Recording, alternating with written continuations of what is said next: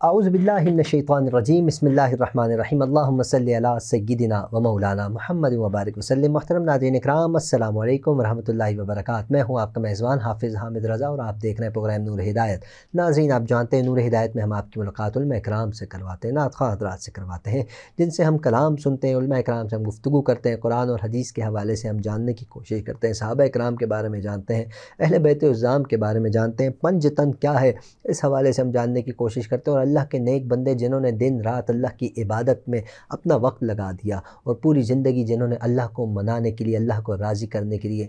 صرف کر دی، اللہ رب العزت نے انہیں کیا مقام عطا فرمایا، اس پر جاننے کے لیے ہم گفتگو کرتے ہیں۔ ناظرین کرام، کبھی کبھار ایسا ہوتا ہے ہمارے پروگرام میں ہمارے مہمان تشریف فرما نہیں ہوتے تو بہت سے لوگ ہم سے کہتے ہیں کہ حامد رضا آپ نعت بھی سنایا کریں، کیونکہ نعت پڑھنا بڑے اعزاز کی بات ہے۔ کتنا بڑا ہے مجھ پہ یہ احسان مصطفیٰ، کہتے ہیں لوگ مجھے ثنا خوان مصطفیٰ، سرکار دو عالم صلی اللہ علیہ وآلہ وسلم کی ثنا کرنا، حضور کی شان میں قصیدہ پیش کرنا، حضور کی شان میں تعریف کرنا، حضور کی اللہ کو بڑا پسند ہے۔ کیوں کہ پورا قرآن سرکار کی تعریف ہے، اور صاحب قرآن سرکار دو عالم صلی اللہ علیہ وآلہ وسلم بھی اپنی تعریف حضرت حسان سے سنا کرتے تھے۔ جو بھی حضور کی ثنا کرتا ہے وہ حضرت حسان کی سنت پر عمل کرتا ہے، اگر دیکھا جائے اللہ کی سنت پر عمل کرتا ہے، کیونکہ اللہ نے قرآن میں والضحیٰ کہہ کر سرکار دو عالم صلی اللہ علیہ وآلہ وسلم کی تعریف کی، واللیل کہہ کر، وما ینطق عن الہوا کہہ کر، اور مختلف قرآن کی آیات ہیں سرکار کے شہر کی قسم اٹھا کر اللہ رب العزت نے سرکار کی تعریف کی، ورفعنا لک ذکرک کہہ کر، اے پیارے ہم نے تیرے لیے تیرے ذکر کو بلند کر دیا۔ اب جو سرکار دو عالم صلی اللہ علیہ وآلہ وسلم کے ذکر کو بلند دیکھتا ہے اللہ اسے عزت عطا فرماتا ہے، اور جو سرکار کے ذکر کو بلند کرتا ہے اللہ اسے مقام عطا فرماتا ہے۔ پوری دنیا ایک طرف ہو جائے، سرکار دو عالم صلی اللہ علیہ وآلہ وسلم کے ذکر کو کم کرنے کی کوشش کرے، ساری کائنات ایک طرف ہو جائے، سرکار کے ذکر کو کم نہیں کیا جا سکتا۔ کیوں نہیں کیا جا سکتا؟ ورفعنا لک ذکرک کا ہے سایہ تجھ پر، سرکار دو عالم صلی اللہ علیہ وآلہ وسلم کو اللہ رب العزت نے بلند مقام عطا فرمایا، بلند شان عطا فرمائی، تمام انبیاء اکرام کا امام بنایا۔ جب مسجد اقصیٰ میں سرکار دو عالم صلی اللہ علیہ وآلہ وسلم نے معراج کی رات تمام انبیاء کی امامت فرمائی، اللہ نے خوب شانیں عطا فرمائی ہیں۔ جتنے بھی انبیاء اکرام اس دنیا میں تشریف لائے، مختلف انبیاء اکرام حضور پاک کی آنے کی بشارت دیتے رہے، حضرت یوسف علیہ السلام ہو یا حضرت موسیٰ علیہ السلام ہو یا حضرت عیسیٰ علیہ السلام ہو یا حضرت آدم علیہ السلام۔ جب حضرت آدم کی توبہ قبول نہیں ہو رہی تھی تو آسمان پہ ہزاروں سال بعد جب نظر اٹھائی تو دیکھا آسمان پہ لفظ محمد اللہ کے نام کے ساتھ لکھا ہوا۔ انہوں نے جب دیکھا تو انہوں نے کہا یقیناً یہ کوئی بڑی شخصیت ہے جس کا نام اللہ کے نام کے ساتھ ہے، تو انہوں نے سرکار دو عالم صلی اللہ علیہ وآلہ وسلم کا نام اللہ کی بارگاہ میں پیش کیا، وسیلہ پیش کیا، اللہ کو ادا پسند آئی اور اللہ پاک نے حضرت آدم کی توبہ کو قبول فرمایا۔ ناظرین، یہ اللہ اور آدم، اللہ کا بندہ ہے آدم، ہمارے نبی ہیں آدم، نبیوں کے مینس کے سب سے پہلے نبی ہیں آدم، اللہ کے بندے ہیں آدم، یہ اللہ کا اور حضرت آدم کا آپس کا معاملہ ہے۔ ہمیں ایسے معاملات میں اپنی زبانوں کو سنبھال کے رکھنا چاہیے۔ ہم بہت سی باتیں کر بیٹھتے ہیں جس کا ہمیں اندازہ بھی نہیں ہوتا، ہم ٹانگ پہ ٹانگ رکھ کے صوفے پہ ٹیک لگا کر بیٹھ کر بہت کچھ کہے جاتے ہیں۔ انبیاء اکرام نے تو کئی سال پیٹ بھر کے کھانا نہیں کھایا، انبیاء اکرام کو تو اللہ پاک نے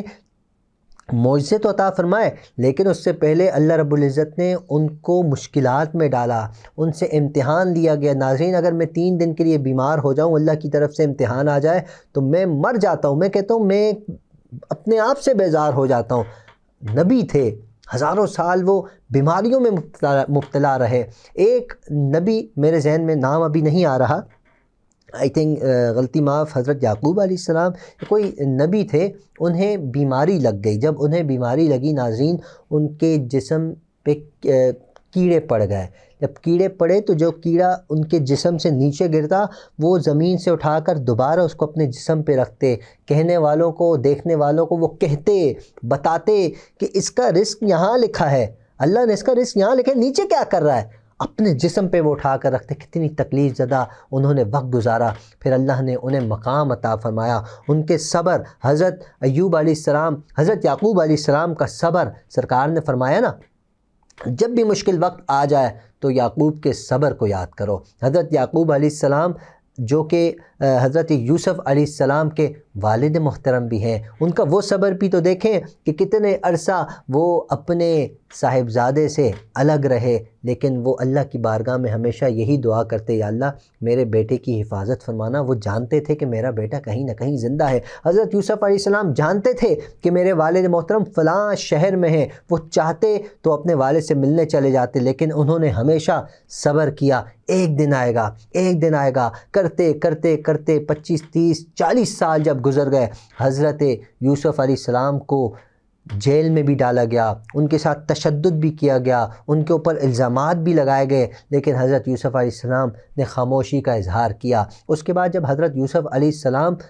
شہنشاہ کی سیٹ پر براجمان ہوئے، اللہ نے جب انہیں حاکم وقت بنایا، جب انہیں سربراہ بنایا، جب انہیں بادشاہ بنایا، اس وقت بھی وہ اگر چاہتے شاہی لباس پہن کر، شاہی پروٹوکول کے ساتھ اپنے والد محترم سے اور اپنے بھائیوں سے ملنے جا سکتے تھے، لیکن انہوں نے اس وقت بھی صبر کیا، اللہ نے انہیں بڑا مقام عطا فرمایا۔ ناظرین اکرام، صبر کرنے سے اللہ بڑی عزتیں عطا فرماتا ہے، صبر کرنے سے اللہ بڑا مقام عطا فرماتا ہے، لیکن جس معاشرے میں میں جیتا ہوں، ہمارے معاشرے میں صبر کہاں ہے؟ صبر کا نام تک نہیں رہا۔ ہاں، لیکن بہت سے لوگ ایسے بھی ہیں، اس کا یہ ہرگز مطلب نہیں اگر میں صبر نہیں کرتا تو میرا پڑوسی بھی نہیں کرتا ہوگا، اس کا یہ ہرگز مطلب نہیں ہے۔ پڑوسی نہیں کرتا تو سامنے والا کرتا ہوگا، پیچھے رہنے والا کرتا ہوگا، کہیں دور دراز رہنے والا کرتا ہوگا، لیکن صبر کرنے والے موجود ہیں، جبھی دنیا بھی قائم ہے۔ اگر صبر ہی دنیا سے بالکل ہی ختم ہو جائے تو دنیا قائم نہیں رہے گی۔ ناظرین، سرکار دو عالم صلی اللہ علیہ وآلہ وسلم کی یاد میں اپنی زندگی بسر کرنی چاہیے۔ اچھا، آج میں کوشش کرتا ہوں کہ ایک خوبصورت کلام جو کہ بہت پیارا کلام ہے، سارے کلام اچھے ہوتے ہیں، پیش کرنے کی سعادت حاصل کر رہا ہوں۔ آپ سب سے گزارش ہے ایک مرتبہ حضور کی بارگاہ میں درود شریف کا نذرانہ پیش کر لیجئے۔ اللہم صلی علی سیدنا و مولانا محمد وبارک وسلم۔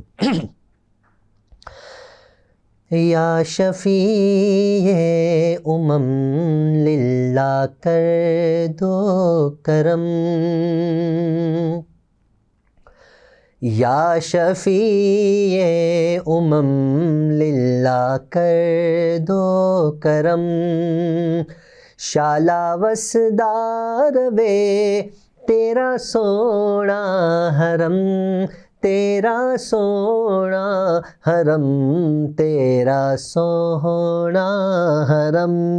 ہم غلاموں کا رکھنا خدایا بھرم، ہم غلاموں کا رکھنا خدایا بھرم، شالا وسدار وے تیرا سونا حرم، تیرا سونا حرم،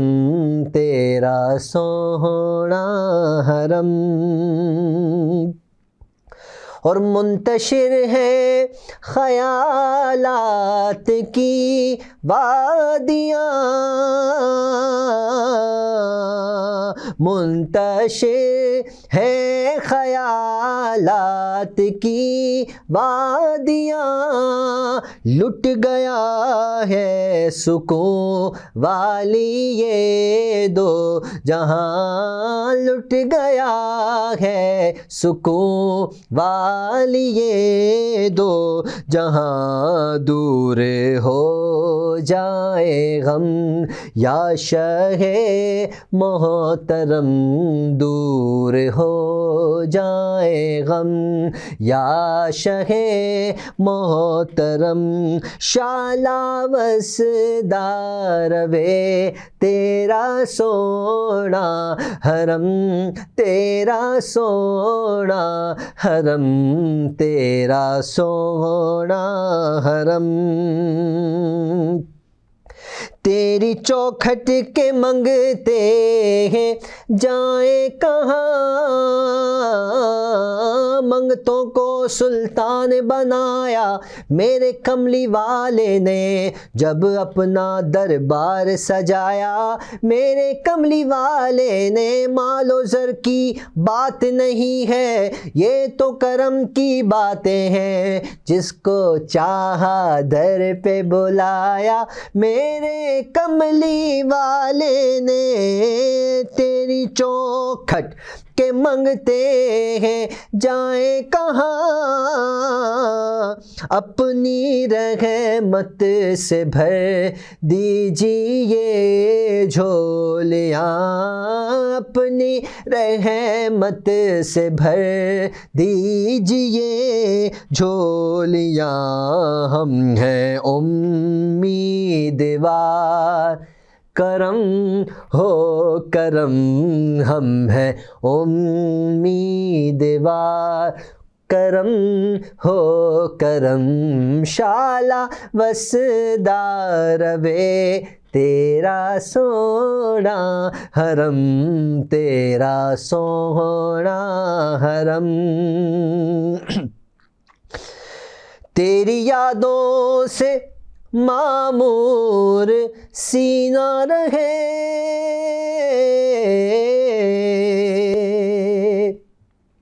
تیری یادوں سے معمور سینہ رہے، سامنے میرے تیرا مدینہ رہے، سامنے ہر دم تیرا مدینہ رہے، سامنے میرے تیرا مدینہ رہے۔ در پہ بیٹھا رہوں، در پہ بیٹھا رہوں، در پہ بیٹھا رہوں، لے کے چشم نم شالا وسدار وے تیرا سونا حرم، تیرا سونا حرم۔ میرے ہاتھوں میں کاسائے امید کا، ہوں بھکاری شاہ میں تیری دید کا، ہوں بھکاری شاہ میں تیری دید کا۔ میرے ہاتھوں میں یا رسول اللہ، میرے ہاتھوں میں، میرے ہاتھوں میں کاسائے امید کا، ہوں بھکاری شاہ میں تیری دید کا۔ میں گدائے حرم تو نبی محترم، میں گدائے حرم تو نبی محترم، شالا وسدار وے تیرا سونا حرم، تیرا سونا حرم۔ یا نبی اپنی الفت کی سوغات دے، اپنی شایان شان ہم کو خیرات دے۔ ہائے ہائے ہائے، کیا خوبصورت شاعر کتنے خوبصورت انداز میں لکھتے ہیں۔ فرماتے ہیں یا نبی اپنی الفت کی سوغات دے، اپنے شایان شان ہم کو خیرات دے دے، اپنی شایان شان ہم کو خیرات دے۔ اس سے مطلب نہیں، اس سے مطلب نہیں جی، اس سے مطلب نہیں کہ سوا ہو یا کم، شالا وسدار وے تیرا سونا حرم، تیرا سونا حرم۔ چھوڑ کر تیرا در اور کیوں پھروں در بدر ہاں تیرے گھر سے اچھا نہیں کوئی گھر، ہاں تیرے در سے اچھا نہیں کوئی در، ہو تم ہی میرا دین اور میرا بھرم، جی ہو تم ہی میرا دین اور میرا بھرم، شالا وسدا روے تیرا سونا حرم، تیرا سونا حرم، یا شفیع امم للہ کر دو کرم، شالا وسدا روے تیرا سونا حرم، تیرا سونا حرم۔ الحمدللہ ناظرین اکرام، ہر انسان کی خواہش ہے، ہر انسان کوشش کرتا ہے کہ مدینہ کی زیارت ہو جائے، کعبۃ اللہ کا طواف ہو جائے، حجر اسود کا بوسہ لے لیا جائے، مقام ابراہیم کو دیکھا جائے، صفا مروہ کی دوڑ میں اپنا حصہ ملایا جائے جہاں اللہ کی نیک بندی دوڑی تھی اپنے بیٹے کے لیے، اور وہ بیٹا بھی اللہ کا نبی تھا، ہیں جی۔ ناظرین اکرام، مدینہ شریف کی بات کی جائے، ہر انسان چاہتا ہے کہ جنت البقیع کو دیکھا جائے، اسلام کی پہلی مسجد کو دیکھا جائے، مسجد قباء کو دیکھا جائے، مسجد حرام کے ساتھ مسجد نبوی کو دیکھا جائے۔ اصحاب جہاں بیٹھا کرتے تھے، جہاں مجلس ہوا کرتی تھی، جہاں پروگرام سجا کرتا تھا، جہاں اسٹیج لگا کرتا تھا، سرکار دو عالم صلی اللہ علیہ وآلہ وسلم جہاں خطبہ ارشاد فرمایا کرتے تھے، صحابہ اکرام اس انداز میں خطبہ سنتے کہ جیسے ان کے سروں پر اگر پرندہ بھی بیٹھ جائے انہیں وہ بھی محسوس نہ، اور پرندہ بھی ایسا محسوس کرے کہ میں پتہ نہیں کہاں آ کر بیٹھ گیا ہوں۔ یقیناً وہ جگہ دیکھنے کا ہر انسان خواہش مند ہے، اور وہ مقام کہ جو حضرت اماں عائشہ الکبریٰ سلام اللہ علیہا کا حجرہ تھا، حجرے سے لے کر مسجد نبوی تک یہ جو ایک سلسلہ ہے ممبر تک، سرکار دو عالم صلی اللہ علیہ وآلہ وسلم نے فرمایا یہ جنت کا ٹکڑا ہے۔ ناظرین، جنت سرکار ہی کی وجہ سے ہمیں ملے گی، اسلام سرکار ہی کی وجہ سے لائے ہیں، اللہ کو ہم سرکار ہی کی وجہ سے پہچانتے ہیں کہ وہ خدا ہے۔ قل هو اللہ احد، اے محبوب آپ فرما دیجئے کہ اللہ ایک ہے، سرکار کی طرف سے ہمیں پیغام ملتے رہے، ہم ہر نبی کی اس بات پر عمل پیرا ہونے کی کوشش کرنے جو سرکار نے فرمایا۔ اب اگر سرکار نے کہہ دیا کہ یہ جنت کا ٹکڑا ہے تو پھر جنت کا ہی ٹکڑا ہے، ساری دنیا کی زمین ایک طرف لیکن وہ جنت کا ٹکڑا ایک طرف، ہر مسلمان وہاں نوافل ادا کرنے کی کوشش کرتا ہے۔ سرکار نے فرمایا اگر کوئی میرے دربار میں آ جائے میری اس پر شفاعت واجب ہو جائے گی، تو یقیناً ہر انسان چاہتا ہے کہ روضہ مصطفیٰ کو ہم بھی دیکھیں، ان سنہری جالیوں کا دیدار ہم بھی کریں۔ ہر انسان کی کوشش ہوتی ہے کہ ان سنہری جالیوں کو ہم بھی بوسہ دے دیں۔ اس قابل تو نہیں، میں تو کہتا ہوں میرا عشق تو یہ کہتا ہے کہ ہم ان جالیوں کو ہاتھ بھی نہ لگایا کریں۔ کیوں؟ وہ اتنی پاک جالیاں، ہمارے گندے ہاتھ۔ میرا تو دل یہ کہتا ہے کہ وہاں عشق تو یہ کہتا ہے کہ بس آنکھیں بند کر کے وہاں سے گزر جائیے، سرکار کے ساتھ بس لو ہونی چاہیے، دل کی تار جڑنی چاہیے۔ ناظرین اکرام، اپنا دل تو یہ کہتا ہے، لیکن کیا کریں، جب جانا ہوتا ہے جی چاہتا ہے کہ بس آنکھیں پھاڑ پھاڑ کے دیکھیں، بس جالیوں کے اندر نظر کسی طرح چلی جائے، کچھ ایک وہاں سے نور نظر آ جائے۔ وہ نور ہے ناظرین، ہر انسان کی خواہش ہے، میری بھی خواہش ہے، آپ کی بھی خواہش ہے۔ اللہ کرے اللہ پاک مجھے اور آپ کو